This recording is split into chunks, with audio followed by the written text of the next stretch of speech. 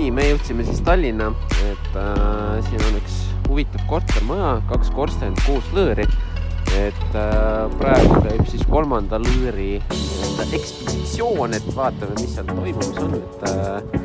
Et saame mingisugust tagasisida anda. Nii, aga siin on meil siis, mis lõõriga tegu on? Ventilatsiooni lõõr ja me oleme juba sügavusel 7 meetrit. Mis olukord siin on? Tuleb on üle vana osa peale, mis on täiesti pigine. Abadi, jah. Ja see on ventilatsioon, on ju? Peaks olema teoreetiliselt. Ma ei tea, mis see on. Mingi segutükk lihtsalt. Nii, me oleme siis jõudnud 5. lõõr. Ainult sind on näha praegu. Ma olen nende nurga, kus oleks äkki paremini. Enam vähem. Mitu meetrit siin on juba? Ja veel 6 meetrit on minna. Aha. See on siuke aastakümnete jooksul tekkinud pigi.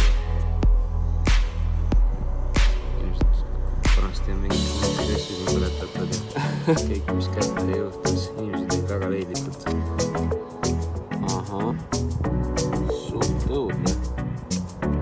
Aga see on reaalsus, Sellepärast ma siin olengi. Mis kiht see nüüd on? See on ka pigi või? See on vana. Mitukümmend aastat vana pigi või. Aga see kõik ootab oma aega, kunas saab tulema minna. Mis siin üleval on ventilatsioon? Ja siis on pigi, siis lõõris on tundub, et kivivill on lihtsalt ette maadanud. Ühesõnaga, kui see jääb tulema, siis tuleb tuli edasi välja.